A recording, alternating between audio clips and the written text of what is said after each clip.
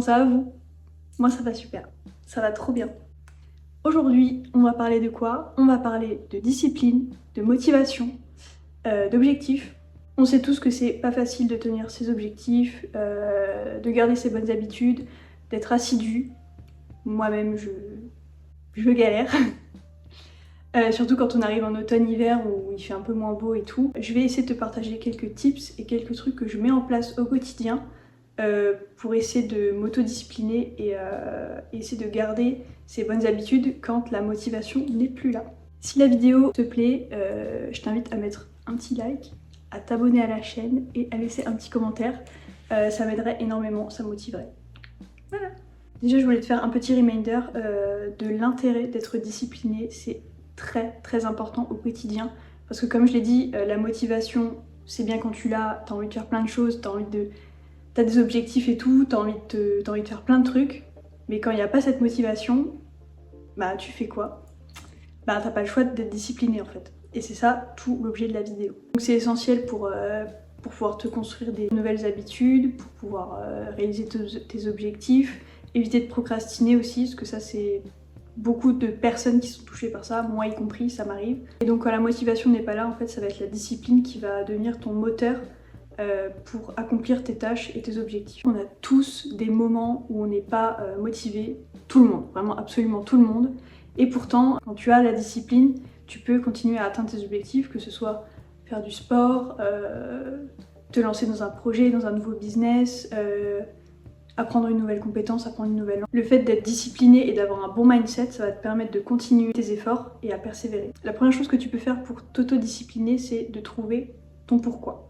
Ton pourquoi, c'est en gros la raison pour laquelle tu vas faire quelque chose, que tu vas te donner un objectif, que tu as envie de te dépasser. En fait, la motivation, c'est comme une émotion. Ça peut venir très vite et ça peut partir très vite. Voilà. Mais le fait de trouver son pourquoi, la vraie raison pour laquelle on veut quelque chose, c'est beaucoup plus solide que la motivation, c'est beaucoup plus puissant en fait. Ça va te rappeler pourquoi tu t'es donné cet objectif, pourquoi tu as envie d'atteindre cet objectif, pourquoi tu as commencé, qu'est-ce que tu veux accomplir. Pour essayer de trouver ton pourquoi, tu peux te poser des questions toutes bêtes. Bah, pourquoi tu as envie de faire ça? Pourquoi tu fais cette tâche du quotidien que t'as pas envie de faire? Par exemple, si tu t'es donné l'objectif de je sais pas, faire du sport pour te sentir mieux dans ta peau, avoir confiance en toi, ben, essaye de te le rappeler. Ça va être ton moteur en fait de te dire ben, j'ai envie d'avoir confiance en moi et ça va pas se faire comme ça. J'ai envie d'être bien dans ma tête et dans mon corps, donc je vais le faire.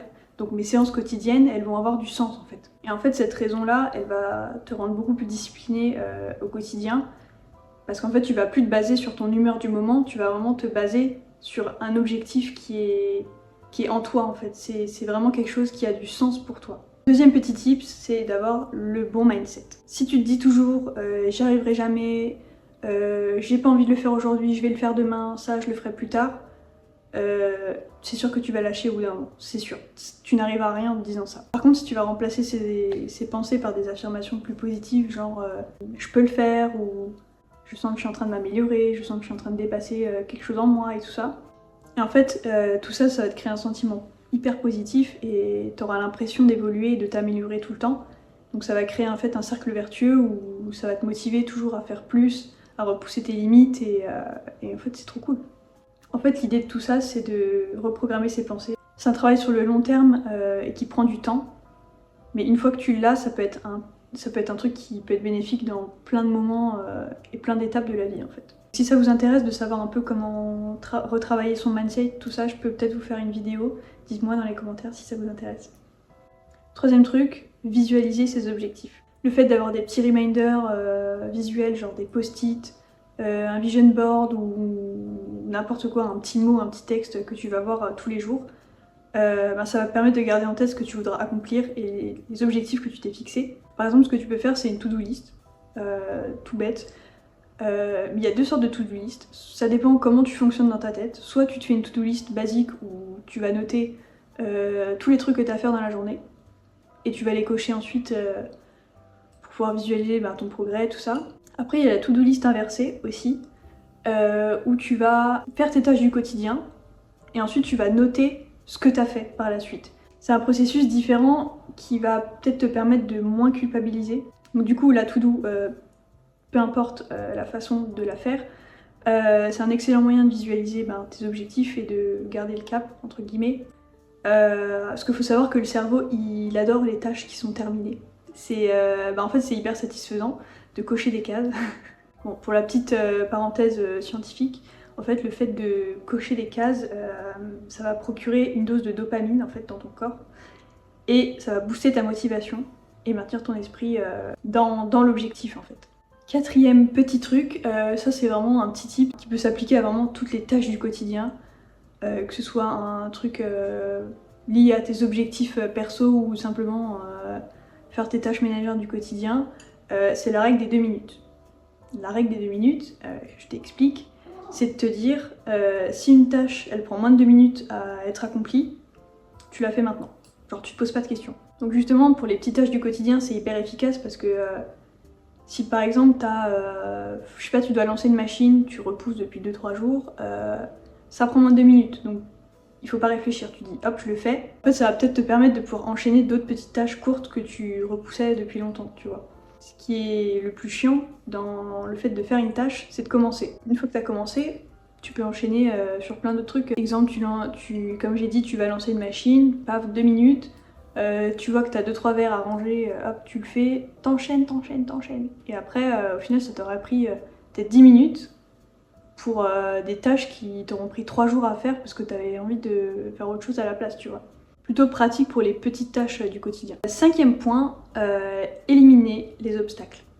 Quand je parle d'obstacles, ça peut être plein de choses. Ça peut être la distraction, à cause de ton téléphone, à cause d'autres personnes, à cause de pensées négatives ou un environnement qui est pas propice à la concentration. Et tous ces petits éléments-là, en fait, ça va être des freins à l'accomplissement de ton objectif ou de ta tâche. Alors qu'on le sait tous, quand un endroit est bien rangé, que tout est parfait, que tout est prêt, que tes affaires sont prêtes, machin, ça va être beaucoup plus facile de se lancer dans la tâche.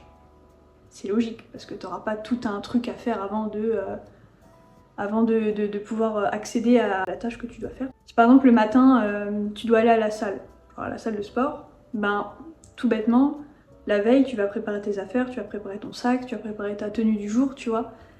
Et c'est plein de trucs que le lendemain matin, t'auras pas à faire.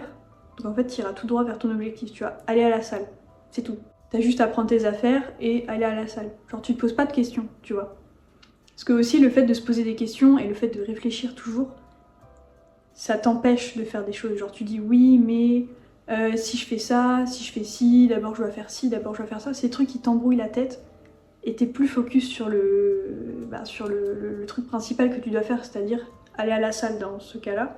Donc libère ton esprit, élimine tous les trucs qui pourraient faire que tu vas pas être focus sur ta tâche. Moi, mon frein, à moi, c'est le téléphone. Et je pense que c'est le cas de beaucoup de personnes. J'y travaille, mais il y a des moments où, je sais pas, je dois bosser et je dois chercher une info sur mon téléphone. Et 2 minutes après, je me retrouve à scroller sur TikTok. Tu sais pas comment, mais c'est là. C'est arrivé, t'es sur TikTok, alors que de base, tu devais faire un truc, tu sais même plus pourquoi tu devais faire ce truc. J'ai 2 options dans ces moments-là. Soit je mets mon téléphone très loin, genre dans une autre pièce. En général, ça marche plutôt bien parce que j'ai la flemme de me lever pour aller le chercher. Genre une fois que je suis bien installée sur mon bureau, je vais pas forcément avoir besoin de mon téléphone, donc j'aurai pas les notifications, j'aurai aucune distraction possible et j'y penserai pas parce qu'il sera hors de ma vue. Donc c'est plutôt bien. Ou sinon, ça marche aussi, mais si j'ai hyper envie d'avoir mon téléphone, mais que je dois travailler, je me fixe un laps de temps où je travaille à fond, genre focus sur le travail pendant, je sais pas, 30 minutes. Et ensuite, je vais me laisser 5 à 10 minutes de pause. Donc je vais faire ce que je veux. Et à chaque fois, je vais répéter ça. Et cette méthode-là, elle a un nom. C'est la méthode Pomodoro. En gros, c'est se fixer un temps de travail suivi d'un temps de pause, un temps de travail et un temps de pause pour te permettre d'être hyper efficace sur une journée, hyper productive et quand même avoir cette petite dose de dopamine dont tu as besoin au quotidien. Et je l'applique depuis pas mal de temps, genre déjà dans dans mon travail et aussi dans mes projets perso. Je trouve que c'est hyper efficace parce que je me dis que une fois que t'es concentré, ça passe super vite. Après, libre à toi de définir le temps dont t'as besoin pour bosser et le temps dont t'as besoin pour faire ta pause. Ça c'est vraiment libre à toi, tu fais comme tu veux.